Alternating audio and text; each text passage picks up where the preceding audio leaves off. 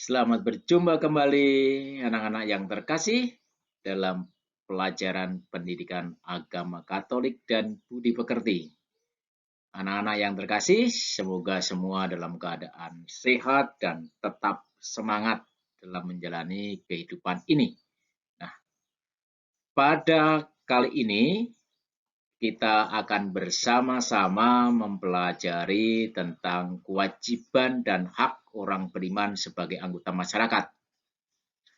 Pada pertemuan sebelumnya, anak-anak kita telah bersama-sama memahami hak dan kewajiban sebagai anggota gereja. Maka pada kesempatan ini sekarang kita akan bersama-sama untuk mendalami kewajiban dan hak orang beriman sebagai anggota masyarakat. Nah, anak-anak yang terkasih, apa yang dimaksud dengan masyarakat itu? Menurut Kamus Besar Bahasa Indonesia, masyarakat adalah sejumlah manusia dalam arti seluas-luasnya dan terikat oleh suatu kebudayaan yang mereka anggap sama. Tapi anak-anak yang terkasih, dalam pembahasan materi ini, kita tidak akan terikat oleh wilayah atau tempat tertentu. Ya. Kalau bicara masyarakat, maka kita akan melihatnya dalam pengertian masyarakat di mana kita tinggal, di mana kita berada, yaitu meliputi negara, kemudian provinsi di mana kita berada, kemudian juga kita akan melihat tentang lingkungan sekitar kita atau masyarakat sekitar kita. Ini yang akan kita bicarakan dalam pembahasan kali ini. Ya. Kita akan melihat bagaimana kedudukan kita sebagai pribadi di tengah masyarakat sebelum kita melihat tentang hak dan kewajiban anggota masyarakat dan bagaimana ajaran gereja tentang pelaksanaan kewajiban dan juga pemenuhan hak dalam masyarakat. Nah, anak-anak yang terkasih, kalau kita memahami bahwa baptis adalah merupakan pintu masuk menjadi anggota gereja dan membandingkannya dengan keberadaan kita dalam masyarakat, maka kalau kita lihat dari segi proses bahwa kita lebih dahulu berada dalam masyarakat. Kita terlebih dahulu menjadi anggota masyarakat. Karena begitu kita lahir, anak-anak yang terkasih, kita akan berada di tengah-tengah masyarakat. Sedangkan kita menjadi anggota gereja adalah setelah kita menerima pembaptisan. Nah, anak-anak yang terkasih, setiap orang Kristiani adalah anggota gereja sekaligus anggota masyarakat. Tidak peduli dimanapun dia berada, dia adalah bagian dari masyarakat itu.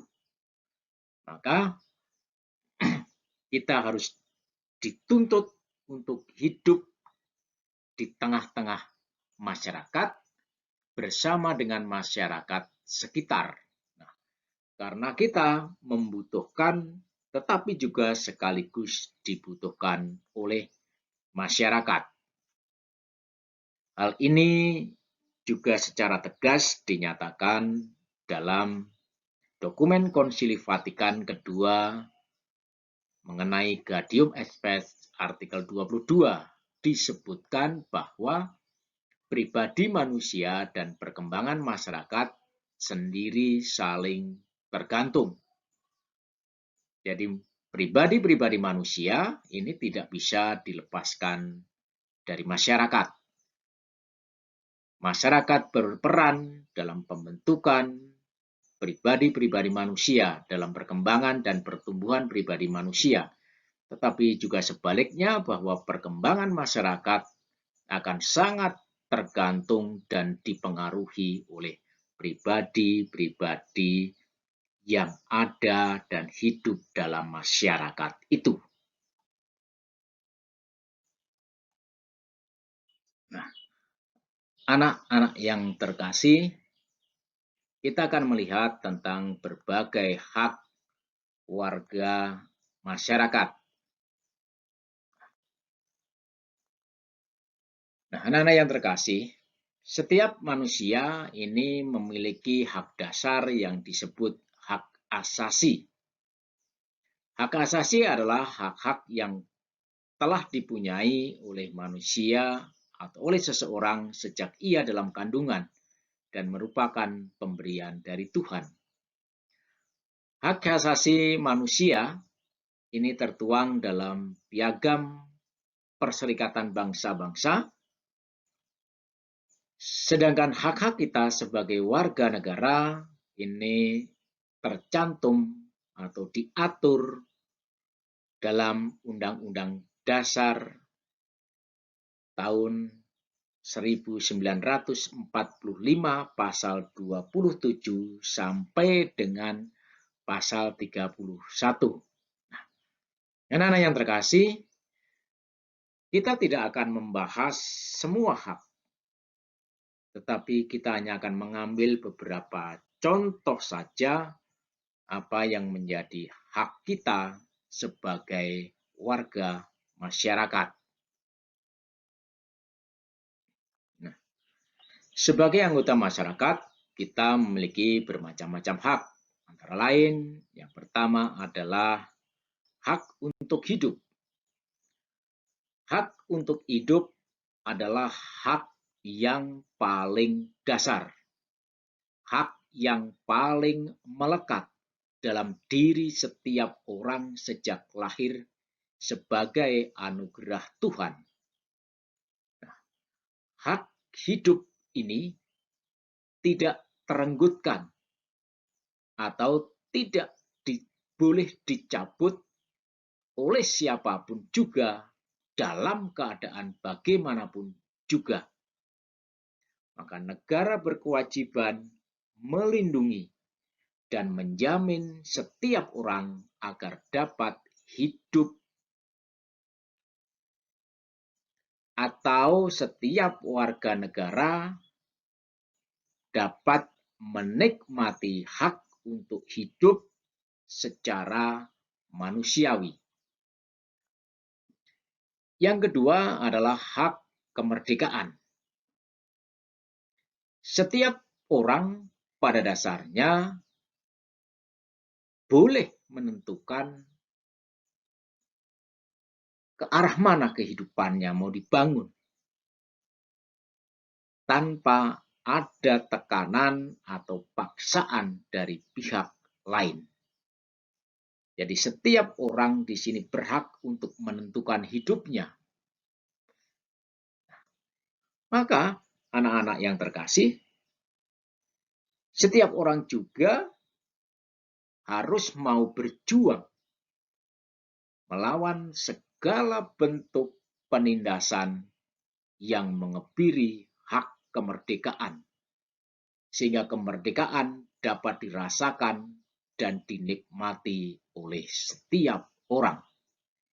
Tetapi harus diingat, ya, harus diingat bahwa kemerdekaan atau kebebasan yang kita miliki tidak dapat digunakan sebebas-bebasnya juga, ya, tidak bisa digunakan sebebas-bebasnya tanpa memperhatikan kepentingan orang lain. Kita bebas merdeka, tetapi sekaligus terikat dengan kebebasan dan kemerdekaan orang lain di sekitar kita. Yang ketiga adalah hak untuk memiliki. Hak memiliki kebendaan adalah hak asasi ekonomi, yakni hak pribadi yang meliputi hak untuk membeli, hak untuk menjual, dan hak untuk memiliki. Hak ini harus dilaksanakan dengan tetap memperhatikan asas keadilan. Jadi sekali lagi anak-anak, hak ini tetap harus dilaksanakan. Tetapi harus mengingat atau memperhatikan asas keadilan. Hak untuk memiliki juga harus disertai dengan sikap moral untuk bersikap tenggang rasa, peduli terhadap sesama yang berkekurangan.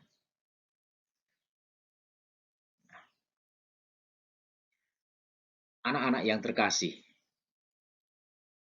berikutnya adalah hak untuk mengeluarkan pendapat. Anak-anak, bahwa setiap orang berhak untuk mempunyai dan mengeluarkan pendapat baik secara lisan maupun tulisan. Sedangkan hak berikutnya adalah hak mendapat perlindungan hukum. Bahwa setiap orang semestinya mendapat perlindungan hukum yang sama, adil, tanpa adanya diskriminasi. Hukum harus melindungi semua orang tanpa memperhitungkan jabatan, kedudukan, atau kekayaan. Tetapi hukum harus menjadi tempat perlindungan bagi semua orang dengan derajat yang sama, dengan perlakuan yang sama.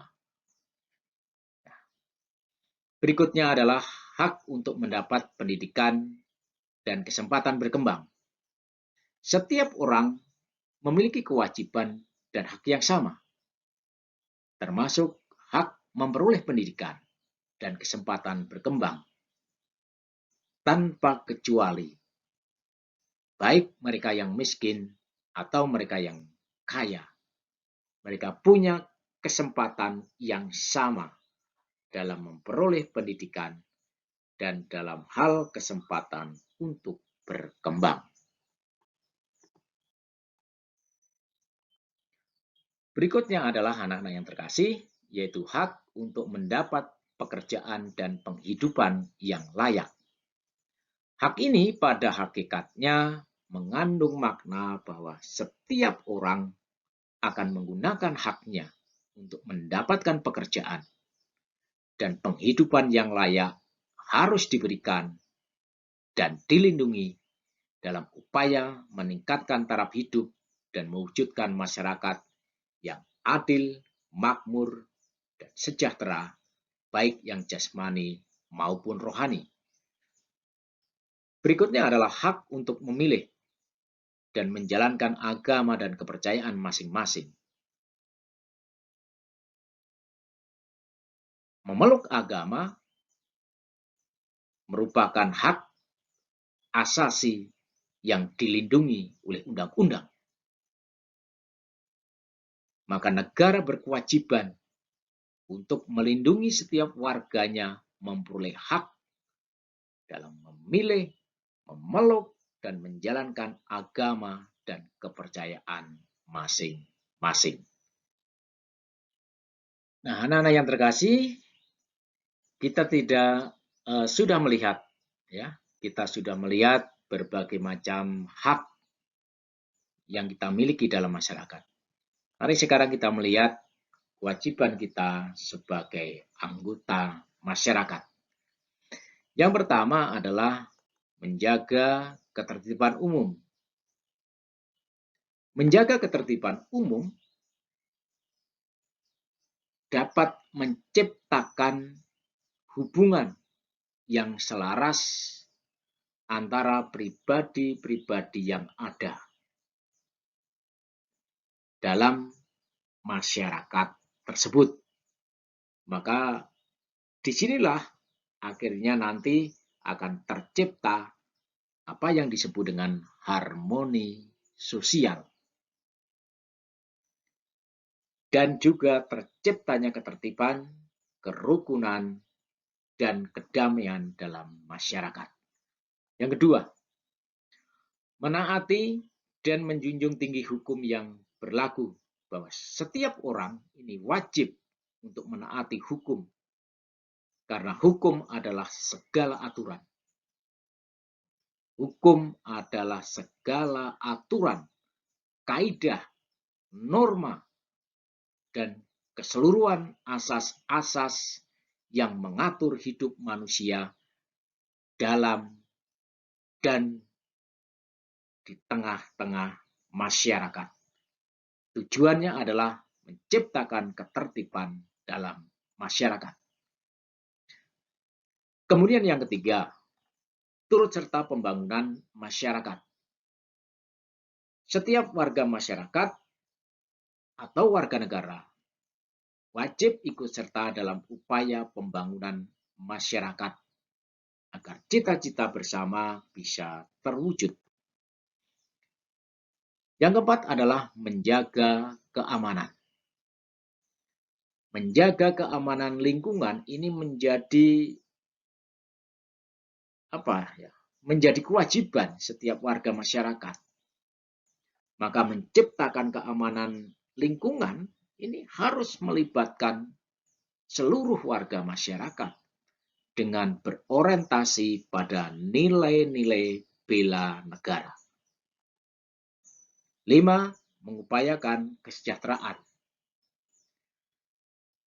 Kita semua sebagai warga masyarakat memiliki tanggung jawab untuk ikut serta mengupayakan kesejahteraan masyarakat.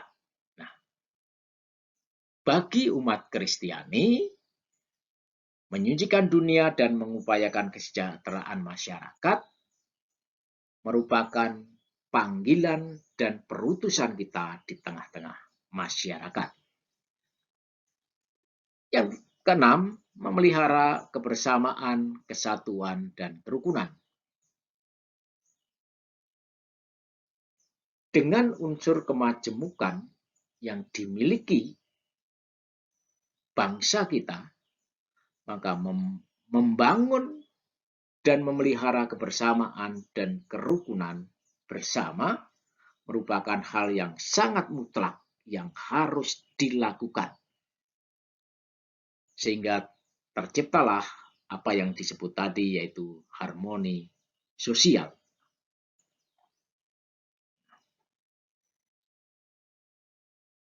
Nah, anak-anak yang terkasih, sekarang kita akan bersama-sama melihat ajaran gereja tentang hak dan kewajiban sebagai anggota masyarakat. Ajaran gereja ini salah satunya tertuang dalam Injil Matius bab 22 ayat 15 sampai 22. Baiklah, mari kita baca bersama. Silahkan disimak. Kalian bisa mengikuti membaca dengan melihat buku cetak, sehingga kita bisa bersama-sama membaca tentang membayar pajak kepada kaisar. Kemudian pergilah orang-orang Farisi. Mereka berunding bagaimana mereka dapat menjerat Yesus dengan suatu pertanyaan. Mereka menyuruh murid-muridnya, mereka bersama-sama orang-orang Herodian bertanya kepadanya, "Guru, kami tahu engkau adalah seorang yang jujur dan dengan jujur mengajar jalan Allah, dan engkau tidak takut kepada siapapun juga, sebab engkau tidak mencari muka. Katakanlah kepada kami pendapatmu, apakah diperbolehkan membayar pajak kepada kaisar atau tidak?" Tetapi Yesus mengetahui kejahatan hati mereka lalu berkata, "Mengapa kamu mencobai aku, hai orang-orang munafik? Tunjukkanlah kepadaku mata uang untuk pajak itu." Mereka membawa uang 1 dinar kepadanya. Maka ia bertanya kepada mereka, "Gambar dan tulisan siapakah ini?" Jawab mereka, "Gambar dan tulisan Kaisar." Lalu kata Yesus kepada mereka, "Berikanlah kepada Kaisar apa yang wajib kamu berikan kepada Kaisar, dan berikanlah kepada Allah apa yang wajib kamu berikan kepada Allah." Mendengar itu, heranlah mereka dan meninggalkan Yesus, lalu pergi. Anak-anakku yang terkasih, ada beberapa hal penting yang perlu kita cermati dari Injil Matius bab 22 ayat 15 sampai 22 tersebut. Yang pertama, walaupun judulnya tentang membayar pajak kepada Kaisar, tetapi konteksnya bukan masalah membayar pajak atau tidak. Yesus menggunakan masalah membayar pajak ini semata-mata mau mengingatkan kepada para pendengarnya, mengingatkan kita bahwa setiap orang mempunyai kewajiban yang harus dilaksanakan. Yang kedua, membayar pajak itu hanyalah salah satu kewajiban dari kita. Membayar pajak hanya merupakan salah satu kewajiban yang berkaitan dengan kehidupan manusia di dunia. Tetapi pemenuhan kewajiban manusia di dunia jangan sampai melupakan tugasnya untuk memenuhi kewajiban kepada Allah. Yang ketiga, pemenuhan dan pelaksanaan kewajiban duniawi hendaknya merupakan perwujudan atas pemenuhan kewajiban kita kepada Allah. Kalau manusia membayar pajak, sesungguhnya ia memenuhi kehendak Allah untuk berperan serta menyejahterakan masyarakat. Itulah penghayatan iman yang harus mendasarinya. Memang kita tidak bisa menutup mata. Mungkin banyak penyelewengan untuk memenuhi kewajiban demi kepentingan diri sendiri. Kalau itu terjadi, berarti dia juga menyeleweng dari kehendak Allah. Dia mengingkari kehendak Allah. Dia memalingkan mukanya dari kehendak Allah.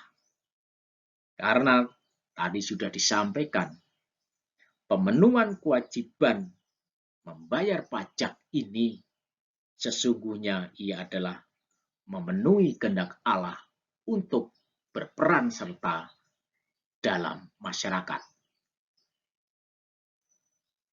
Karena kegembiraan, harapan, suka, duka, dan kecemasan dunia adalah juga menjadi kegembiraan, harapan, kecemasan, dan juga suka atau duka bagi kita. Apa yang terjadi dalam masyarakat, itulah yang juga harus kita rasakan sebagai pribadi-pribadi yang mengaku dirinya sebagai murid-murid Tuhan. Nah, yang terkasih, semoga pembelajaran hari ini menyadarkan kita bahwa sebagai umat beriman Kristiani, kita dituntut untuk terlibat secara aktif dalam masyarakat. 100% menjadi anggota gereja, 100% pula menjadi warga negara Indonesia. Sekian, terima kasih.